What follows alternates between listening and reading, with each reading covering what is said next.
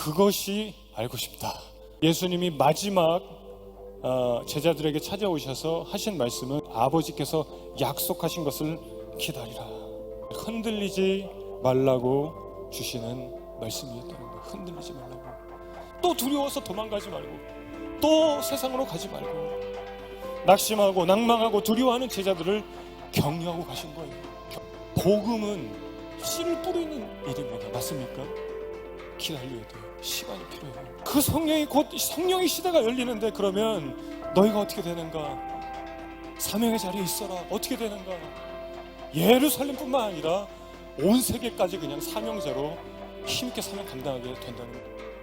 버티고 견디며 바라고 구하고 오로지 기도에 힘쓰더라. 그 앞에 뭐라고 그러죠? 마음을 같이하여.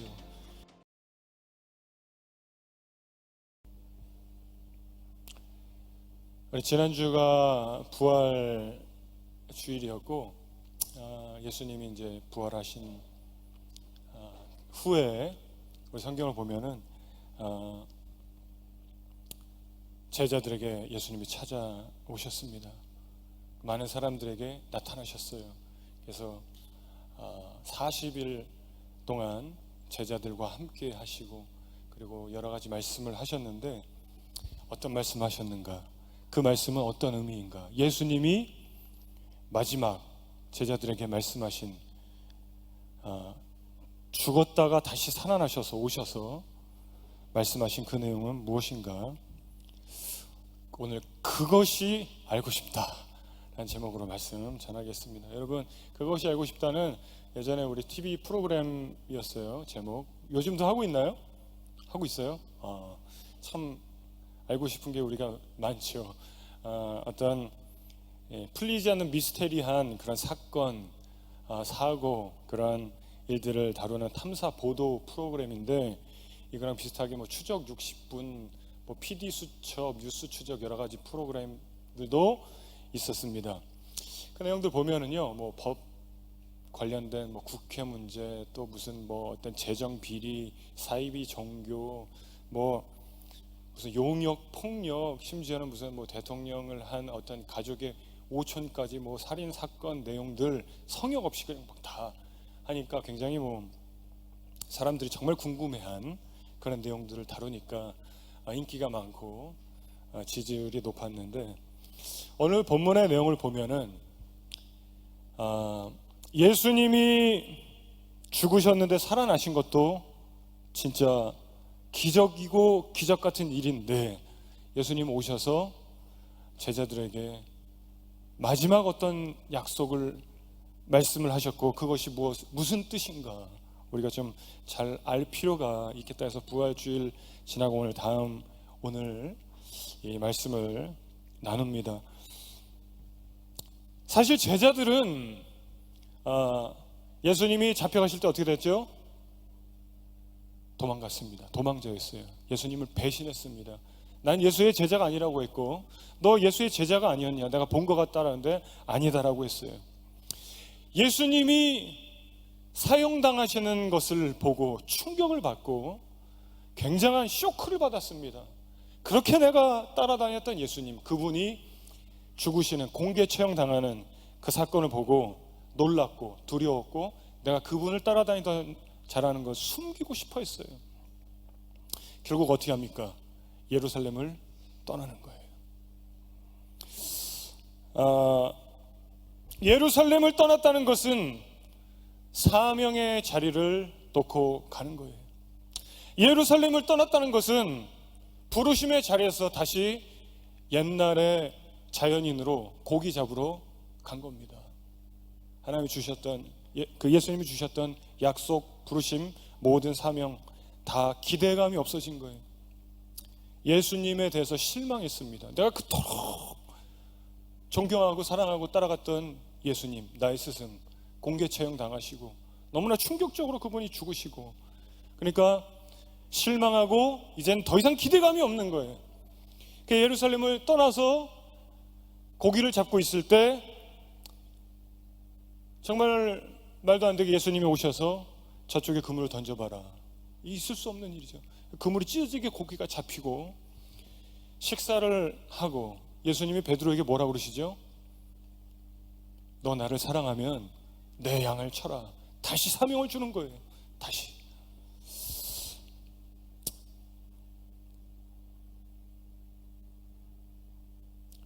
그리고 예수님이 마지막 제자들에게 찾아오셔서 하신 말씀은 예루살렘을 떠나지 말아라. 한번 따라하겠습니다. 예루살렘을 떠나지 말아라. 여러분, 이게 무슨 뜻인가? 예루살렘을 떠나지 말아라. 예루살렘을 떠나지 말아라. 여기 있어라. 이것은 우리가 어떻게 이 말씀을 적용할 수 있는가? 오늘날 정확하게 이 의미를 분석하자면 다시 고기 잡으러 세상으로 가지 말라는 거예요. 사명의 자리 벗어나지 말아라. 우리 4절 한번 보시겠습니다. 사도와 함께 읽어볼게요. 시작. 사도와 함께 모이사 그들에게 분부하여 이르시되 예루살렘을 떠나지 말고 내게서 들은 바 아버지께서 약속하신 것을 기다리라. 기다려라. 자, 예수님이 공개 처형 당하신, 비참하게 죽으신 예수님이 부활하셔서 나타나셨어요. 신비하게, 신비한 몸으로 벽을 막 관통하시고요, 문을 닫고 있는데 예수님 나타나십니다. 그런데 예수님이 살아서 돌아오셨을 때 어떤 생각했을까요? 와, 우리의 스승, 우리의 선생님은 정말 대단하시고 죽으셨는데, 분명히 죽었는데 살아나셨으니 이제 진짜 우리의 왕이 될 수 있겠구나, 이런 생각을 할 수 있는 거예요. 그 전에도 예수님, 당신이 왕이 되면은 제가 옆에 한 자리 하고 싶습니다. 제가 우편에, 제가 좌편에. 그 제자들의 마음은, 기대감은 그거였어요. 예수님을 따라다니면 그렇게 될 수 있을 것이다. 그런 예수님이 살아 돌아오셨으니 이제 죽음까지 이기신, 부활하신 이분은 유대의 왕이 되시는구나. 그런데 예수님은 그런 말씀은 안 하시고요, 뭐라고 합니까? 다시 고기 잡으러 가지 마라. 여기 있어라. 약속을 기다려라. 그리고 어떻게 돼요? 하늘로 올라가셨어요. 하늘로 사라지셨어요. 하늘로 가시면서 안 보이는 거예요. 완전 황당 그 자체, 황당 그 자체. 여러분, 그러면은 무슨 말씀을 주셨는가? 5절 한번 보시겠습니다. 같이 읽어보실게요. 시작. 요한은 물로 세례를 베풀었으나 너희는 몇 날이 못되어 성령으로 세례를 받으리라 하시는, 성령으로 세례를 받는 이러한 역사가 일어날 거다. 그리고 하늘로 호련히 사라지셨어요. 너무 황당한 거예요. 여러분, 보통 이 말씀을 많은 교회들이 이렇게 해석합니다. 성령으로 세례를 받으리라는데 성령 세례를 받게 된다. 그래서 기도 많이 하고 예루살렘 떠나지 말고 기도 많이 해서 능력이 임해야 된다. 그래야 전도자가 되고 증인이 된다. 이렇게 많이 설교 들으셨을 거예요. 저도 굉장히 그렇게 많이 들었습니다. 그런데 그 해석이 완전히 틀린 것은 아니지만 아주 좋은 해석과 적용이라고도 얘기하기는 어렵습니다. 왜냐하면 성령 세례라는 단어에 너무 집중하고 집착하면은 관점이 좁아져요. 우리 성경을 볼 때 당시의 상황을 정확하게 알 필요가 있어요. 문맥을 정확하게 알 필요가 있어요. 근데 당시의 상황은 어땠냐는 거예요. 예수님이 부활의 신비한 몸으로, 스페셜한 바디로 살아나셔서 찾아오셔서 그 생업의 자리에서 고기 다시 잡고 있는 자들에게 오셔서 베드로야, 너 나 사랑하니? 그러면 내 양을 먹이라. 다시 사명 붙들으라는 거예요. 그리고 그러면 우리가, 예수님이 왕이 되시고 우리가 출세하나? 그랬더니 예루살렘 떠나지 말고 약속을 기다려라. 성령으로 세례를 받게 되는 날이 금방 올 거야. 그러면서 떠나지 마. 그리고 사라지셨어요. 자, 이런 상황을 우리가 정확하게 알고, 첫 번째, 그것이 알고 싶다. 첫 번째, 흔들리지 말라고 주시는 말씀이었다는 거예요. 흔들리지 말라고. 제자들은요, 제자들의 특징은 이제 부활의 예수님을 만나고 사도행전으로 넘어가기 전에 그들의 특징은 결정적일 때 흔들렸다는 거예요. 그래서 고기 잡으러 돌아간 사람들이었어요. 그 모습이었어요. 오늘 부활의 예수님을 다시 만났지만 예수님이 호련히 또 하늘로 올라가시니 당황해야 합니다. 잠시 기뻤는데 이게 또 어떻게 된 건가? 뭔가 되는 줄 알았는데 예수님 유대의 왕이 되시고 우리가 뭔가 잘 풀릴 줄 알았는데 이것이 아니더라. 또다시 낙심하고 또다시 믿음이 흔들려 버리는 거예요. 자, 그 내용이 우리 10절 11절 보면 나오는데요, 10절에 올라가실 때 제자들이 자세히 하늘을 쳐다보고 있는데 흰옷 입은 두 사람이 그들 곁에 서서 11절 이르되 갈릴리 사람들아 어찌하여 서서 하늘을 쳐다보느냐. 너희 가운데 하늘로 올려지신 이 예수는 하늘로 가심을 본 그대로 오시리라. 자, 이 상황이 어떤 상황입니까? 제자들 황당한 거예요. 예수님이 하늘로 가버리셨어요. 하늘에서 어떤 음성이 들립니다. 어찌하여 하늘 보고 쳐다보고 서 있냐. 예수님 다시 오실 것인데. 그 장면이 여러분 이미지가 그려지십니까? 제자들은 당황하고 황당하고.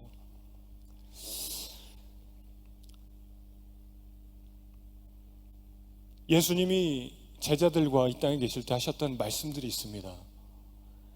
내가 떠나면 보혜사 성령님이 오실 것이다. 그럼 그가 너희를 도울 것이다. 그런데 본문에도 예수님이 마지막으로 하늘에 호련히 사라지기 전에 무슨 말씀하시죠?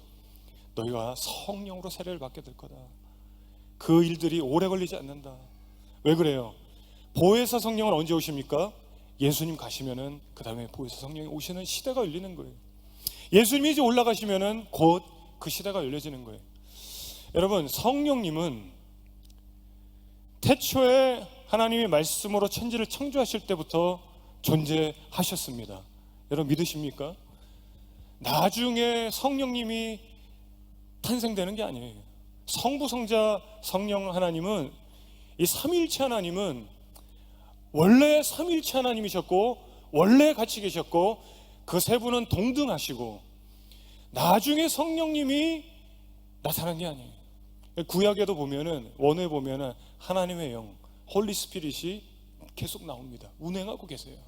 그러나 하나님께서 사람을 만드시고 해와 달과 별을 만드시고 동물과 식물을 만드시고 물고기를 만드시고 생기를 불어넣으시고 다스리시고, 그런데 어떤 시대가 열립니까? 죄로 타락한 인간을 살리기 위해 예수님이 이 땅에 오시는 시대가 있어요. 그리고 30년이 지나서 우리가 구약의 율법에 보면 레위인들은 30세가 되어야 성전에서 하나님의 일을 할 수 있어요. 예수님 30세가 되시니 사역을 시작하십니다. 가르치시고 전파하시고 치료하시고 그 다음에 십자가의 대속 사역 완수하시고 예수님의 지상 사역이 끝나는 거예요. 공생의 사역이. 그 다음에는 어떤 시대가 열립니까? 성령의 시대가 열리는 거예요. 예수님이 이 땅에 오시기 전에도 예수님은 계셨고 성령의 시대가 열리기 전에도 성령은 존재하셨습니다. 여러분, 예수님은 무슨 말씀하시는 거예요? 이제 나의 시대가 이 땅에서 마무리되고 내가 하늘에 올라가서 하나님 우편에 앉아있고 너희를 위해 중보한다. 성령의 시대가 이 땅 가운데 시작되는 거예요. 단순히 예루살렘에서 능력 받아가지고 너희가 뭐 샤이언인처럼 변화되어서 그래야 되는 게 아니라 이제 성령의 시작대가 곧 시작되니 그러면 너희 연약함을 성령께서 붙드시고 도우시고 이끌어 주신다. 그 말씀하신 거예요. 그거 알라고. 그러니 예루살렘 떠나지 말라는 거예요. 사명의 자리를 떠나지 말고 버텨라, 기다려라. 다시 물고기 잡으러 가지 말라는 거예요. 여러분 이해되십니까? 예수님 마지막 무슨 말씀이세요? 조금만 기다려라. 조금만 기다려라. 또 두려워서 도망가지 말고 또 세상으로 가지 말고 낙심하고 낭망하고 두려워하는 제자들을 격려하고 가신 거예요. 격려하고 가신 거예요. 하늘나라로 버티라는 거예요. 신앙 흔들리지 마라. 버텨라. 버텨라. 버텨라. 다시 고기 잡으러 가지 말고 버텨라. 두려워하지 말고. 여러분 그때 유대인들이 예수의 제자들도 잡아서 죽이자 그랬는지 몰라요. 두려운 거예요. 두려운 거예요. 다시 우리 가자.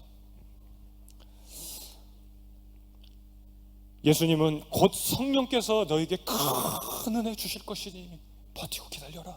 그러고 가셨어요. 여러분 우리가 이 말씀 적용하자면 교회 나오고 믿음 생활 하는데 참 어려울 때 많습니다. 날마다 어렵죠. 두려움이 올 때 많습니다. 낭망할 때 많습니다.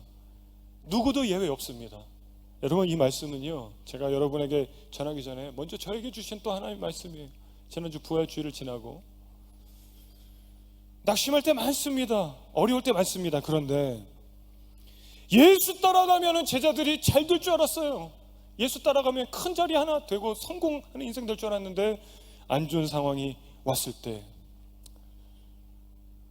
예루살렘 떠나가 버렸죠. 예수님 오셔서 예루살렘 떠나지 마라, 세상으로 가지 마라, 곧 성령께서 강하게 역사하시니.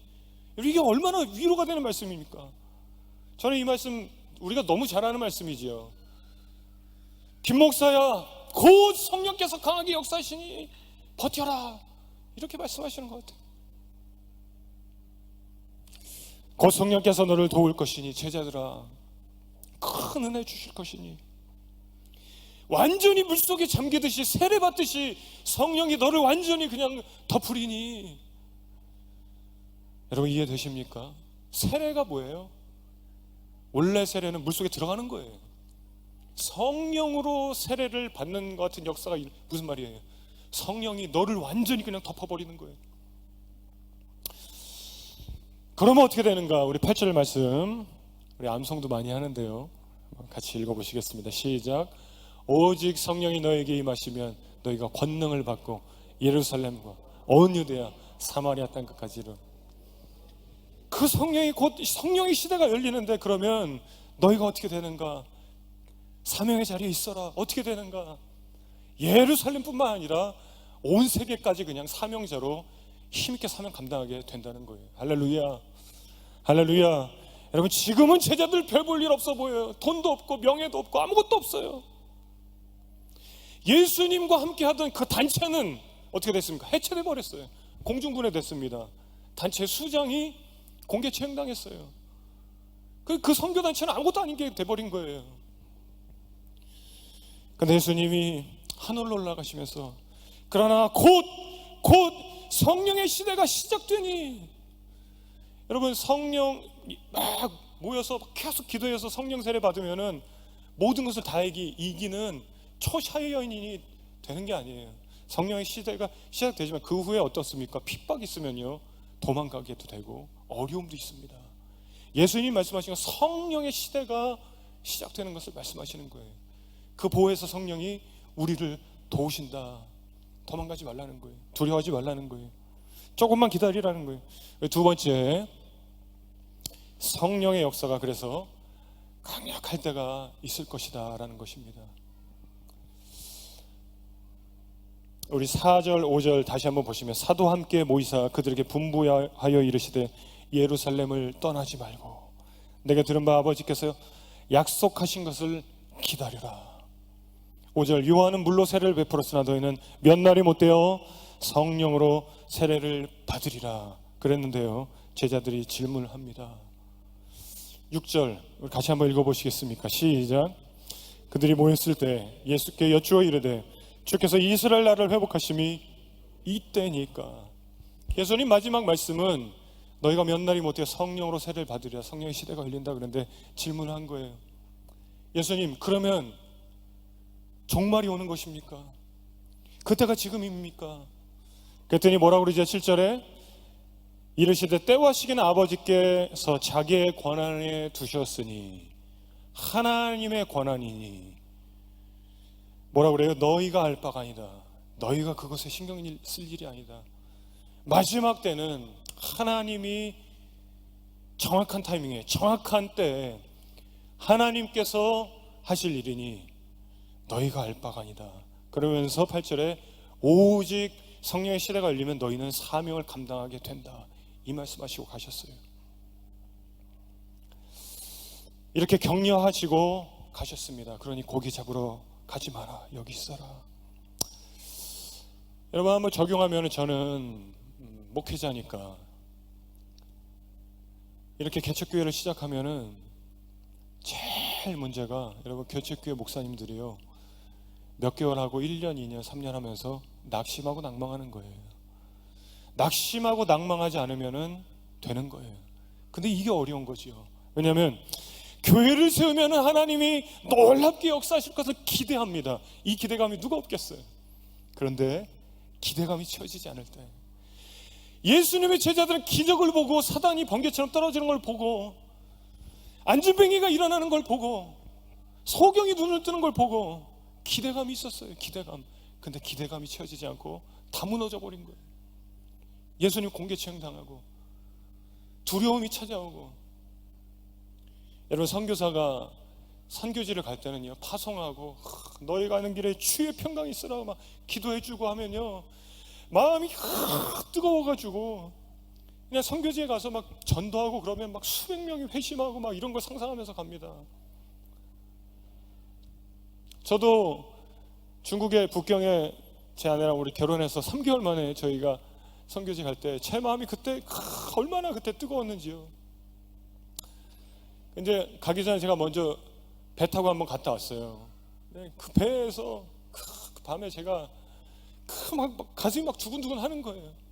그리고 또 선교 이제 짐 싸고 들어갈 때 물론 가족들과 아쉬움은 있었지만 하나님이 나를 어떻게 쓰실까, 이 기대감이. 이제 2008년도 베이징 올림픽이 다가오는데 그때 하나님이 어떠한 역사를 하시고 준비가 돼서 그 많은 막 외국인들이 몰려오고 중국인들이 막 그 흥분하고 할 때 어떻게 복음을 전하게 될까.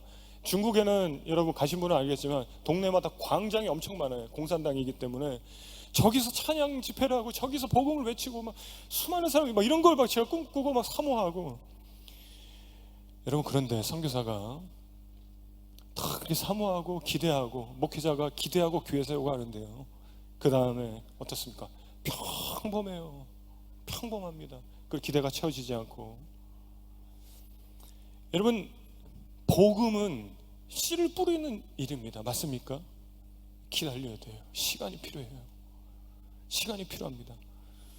그 보이지 않는 새싹이 보이지 않는데 오늘도 땀 흘리면서 씨 들고 나가서 또 심는 거예요. 씨 뿌리고. 여러분, 우리가 아이들을 가르쳐봐도 그렇습니다. 시간이 필요해요. 시간이. 낙심하지 말고 좌절하지 말고. 여러분 똑같습니다. 선교사 목회자뿐만 아니라 사명을 감당하고 신앙생활을 하는데 낭망하지 않는 게 얼마나 중요한지 몰라요. 예수님이 제자들에게 주신 마지막 말씀을 여러분 기억하십시오. 떠나지 마라. 사명의 자리. 곧 성령께서 너희를 도우시니 곧 큰 은혜가 있으리니. 얼마나 위로가 됩니까? 얼마나 격려가 됩니까? 저 얼마나 위로가 되는지 몰라요. 이 말씀 준비하면서.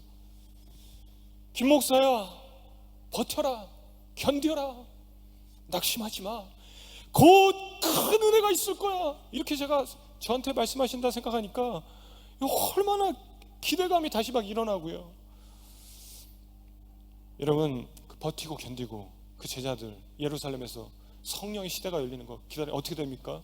하나님의 역사의 주인공이 되는 거예요. 할렐루야. 여러분, 저와 여러분 그렇게 될 수 있기를 원합니다.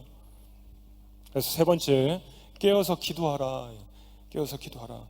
제자들은 예수님의 말씀 이해 못했어요. 우리가 지금 도망자 같고 그런 숨어있는 자 같고, 도망자 같은 게 아니라 도망자예요. 도망자였습니다. 그리고 숨어 있어요. 숨어 있는 것 같은 게 아니라. 그런데 예수님 뭐라고 하세요? 너희가 대단한 사명자가 될 거다. 너희가 큰 일을 해낼 거다. 예루살렘, 온 유대야, 사마리아 땅끝까지. 제자들은 이해 못했습니다. 그리고 종말이 오는 것입니까? 이런 질문을 했는데요, 예수님이 그건 하나님의 권한이야 라고 말씀하신 것은 무슨 뜻이죠? 그런 거 생각하지 말고 너희는 사명 감당하라. 그래서 어떻게 합니까? 14절 보시면 여자들과 예수의 어머니 마리아와 예수의 아우들과 더불어 마음을 같이하여 오로지 기도에 힘쓰더라.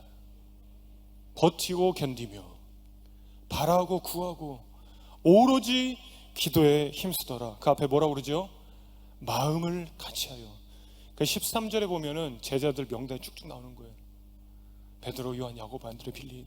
그리고 14절에 여자들도, 예수의 어머니, 예수의 아우들도, 사람들이 다 모여서 마음을 같이해서 오로지 기도하며 버티고 견디고 기대하고 소망하고. 여러분, 이럴 때는요 아멘 하는 거예요. 할렐루야. 다시 할게요. 버티고 견디고 소망하고 할렐루야. 주님 앞에 나아가는 거예요. 어떤 사람은요 그랬을지 모릅니다. 베드로, 이러다 우리 잡히면 죽어. 베드로, 고기 잡으러 가자. 이건 아니잖아. 그래서요, 마음을 같이하여 오로지 기도에 힘쓰더라가 굉장히 중요한 표현인데, 제가 원어를 좀 분석해 봤어요. 사도행전에 굉장히 많이 나오는 마음을 같이하고 호모 디마론, 여러분 혹시 기억나실지 모르겠습니다. 제가 예전에도 설교도 한번 이 단어를 설명했는데, 만장일치예요. 이 뜻이 만장일치. 그러면 베드로, 요한, 야고보, 빌립 제자들과 예수의 어머니와 아우들과 다 모아서 여러분 기도해 합시다. 예루살렘 다락방에 모여가지고 다 기도해. 마음 모으세요. 자, 한 마음 됐습니까? 이게 아니고요, 여기서 마음을 같이 했다는 거는, 어떤 사람은 지금 고기 잡으러 가고 싶어요. 어떤 사람은 두려워서 나는 예루살렘 떠나려고 하는 사람이 있어요. 각자가 다 다른 거예요. 두려움과 염려와 걱정과 낭만과 낙심과 좌절이 다 다른 거예요. 어떤 사람은 다음날 나는 아니야, 가야 될 것 같아. 어떤 사람은 오늘, 어떤 사람은 내일. 그런데 어떻게 합니까? 서로 격려하는 거예요. 위로하는 거예요. 버티자, 버티자, 견디자. 예수님 말씀하셨잖아. 곧 성령의 시대가 열린다. 그러면 성령으로 세례를 받듯이 놀라운 우리가 예루살렘뿐만 아니라 땅끝까지 그런 증인이 된다고 말씀하셨는데, 버티자. 버티기 쉽지 않은 거예요. 어떤 사람 마음이 쉽지 않아요. 어떤 사람은 너무나 어려운 거예요. 재정적으로 막 어려움이 막 밀려올 수도 있죠. 고기 잡아야 먹고 사는데. 심적으로, 환경적으로 쉽지 않아요. 돈도 없고 길도 안 보이고 마음은 낭망하고, 유대인들이 잡으러 오는 건 아닌가 염려되고, 누가 문 두들기면은 깜짝깜짝 놀라고, 잡혀가서 나도 사형당하는 거 아닌가.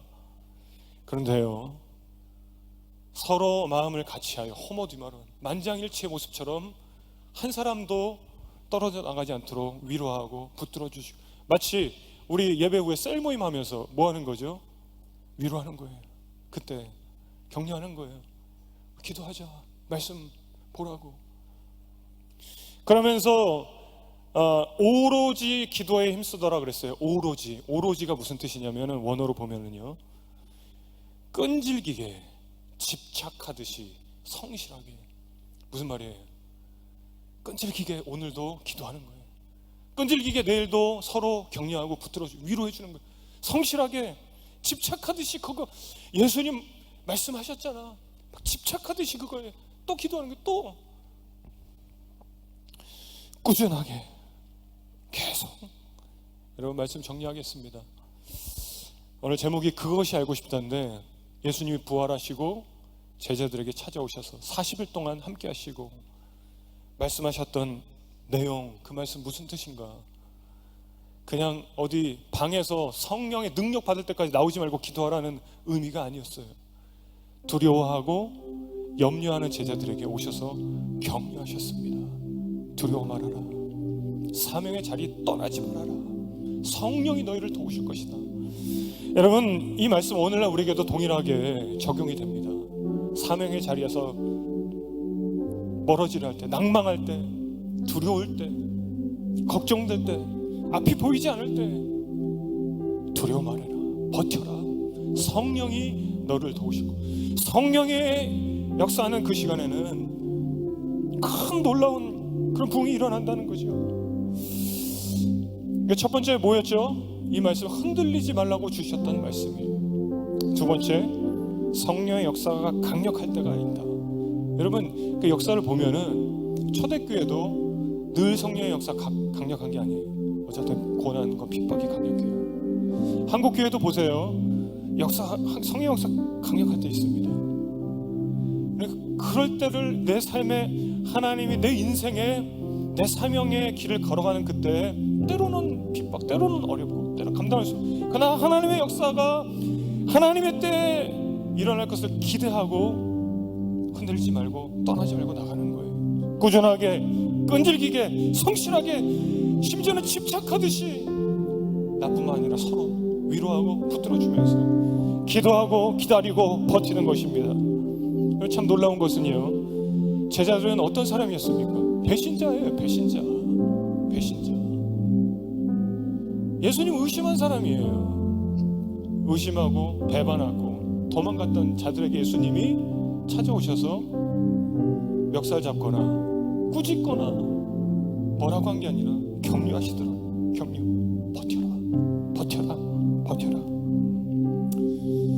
이게 얼마나 은혜가 되는지 모르겠어요. 우리가 때로는 주님 앞에 부끄럽습니다. 죄짓고 넘어지고 우리 입술로 모습으로 참 면목이 없습니다. 그럼 베드로에게 너 나 사랑하니? 사명 감당해라. 버텨라. 사명의 자리에서 고기 잡으러 다시 가지 마. 내 양을 먹여라. 할 수 있다. 성령께서 역사하신다. 여러분, 우리 날마다 믿음의 자리에서, 사명의 자리에서 여러분 버티시고, 버티는 게 믿음이에요. 견디시고, 할렐루야, 이겨내시고, 끈질기게, 그리고 옆에 있는 분들 붙들어 주시고 위로하시길 바랍니다. 그럴 때 우리 교회가 힘있게 세워지고 위대한 하나님의 역사를 이루고 하나님의 큰 일들 맡겨주실 때 감당할 수 있는 저와 여러분, 그러한 우리 가정 교회 될 줄로 믿습니다.